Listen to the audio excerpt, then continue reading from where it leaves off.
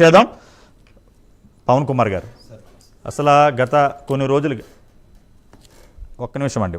పవన్ కుమార్ గారు, గత కొన్ని రోజులుగా ప్రైమ్ 9 వేదికగా మనం చేస్తున్న అనేక చర్చల్లో అసలు మొదటి నుంచి మీరు మొత్తం ఈ హైదరాబాద్ జంట నగరాలలో main Serilingampally constituency, Kukatpally constituency, అటు పార్ట్ ఆఫ్ ది పటాన్ చెరువు, ఎన్నిటిలో కూడా గత ప్రతి సంవత్సరం మీకు ఇది తప్పదు. బట్ ఈ సంవత్సరం మీకు ఓ విధంగా చెప్పాలంటే ఒక ఉద్యమం ఉధృత రూపంలో తీసుకెళ్లారు ప్రైమ్ 9 వేదికగా.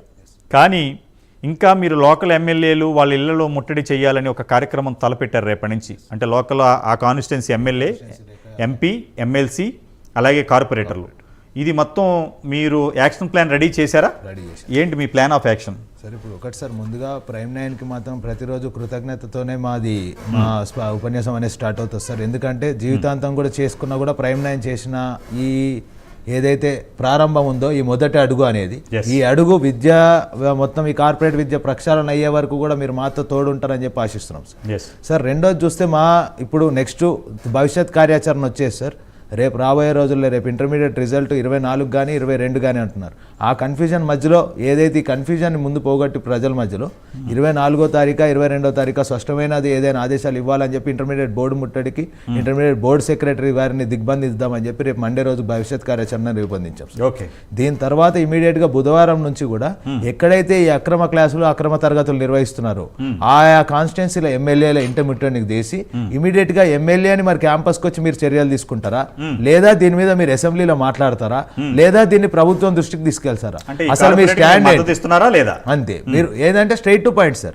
మీరు ఒకవేళ మద్దతు ఇస్తున్నారు, మేము కార్పొరేట్ వైపు ఉంటున్నాము అంటే స్ట్రైట్ అవే చెప్పండి. లేదు మేము అడ్డుకుంటాము అంటే మీరు వచ్చి తరగతులు బహిష్కరించడానికి మాతో కదిలి కమింగ్ సూన్ ప్రజలే డిసైడ్ చేస్తారు. అంతే. ఇంకోటి సార్, ఇప్పుడు బీజేపీ పార్టీ కావచ్చు, రేపు ఈరోజు అధికారంలో ఉన్న కాంగ్రెస్ పార్టీ కావచ్చు సార్, వీళ్ళిద్దరూ కూడా ఏదైతే విద్యావేత్తలకి ఎమ్మెల్సీ టికెట్లు ఇస్తున్నారు. ఇప్పుడు నిన్నగాక మొన్న కూడా ఇప్పుడు బీజేపీ సబ్కా వికాస్ సబ్కా అది ఇది అంటున్నారు. కానీ మరి నిన్నగాక మొన్న కూడా చూసుకుంటే సిబిఐటి కాలేజ్ చైర్మన్ కానీ ఓనర్ కానీ అదే గౌతమ్ రావు గారికి టికెట్ ఎందుకు ఇవ్వాల్సి వచ్చింది సార్ ఎమ్మెల్సీగా? మరి మిగతా విద్యావేత్తలు కానీ మరి వేరే మన సంఘ సంస్కర్తలు కానీ ఎవరు కనిపించట్లేదా అని చెప్పి సూటిగా ప్రశ్నిస్తున్నాం సార్. మరొకటి, నిజంగానే విద్యార్థి లోకానికి మేలు చేద్దాం అనుకుంటే ధర్మేంద్ర ప్రధాన్ గారు వెంటనే స్పందించి ఈ కార్పొరేట్ కాలేజీలు ఉట్టి తెలంగాణ రాష్ట్రంలోనూ ఆంధ్రప్రదేశ్ రాష్ట్రంలోనూ లేవు సార్, దేశం మొత్తం కూడా ఒక జల్లెళ్లాగా చూసుకొని రాబందులాగా దోచుకు తింటున్నాయి. కోటా నుంచి మొదలు పెడితే కన్యాకుమారి వరకు కూడా వీరు ప్రతి ఒక్క జిల్లాలో ఒక పీక్కు తింటున్నాయి సార్.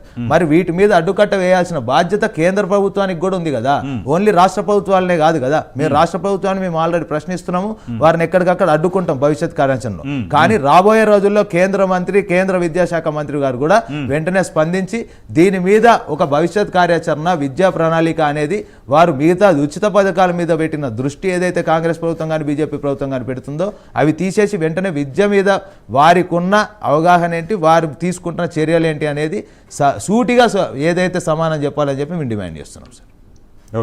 ఓకే. సిద్ధార్థ్ గారు నమస్కారం అండి.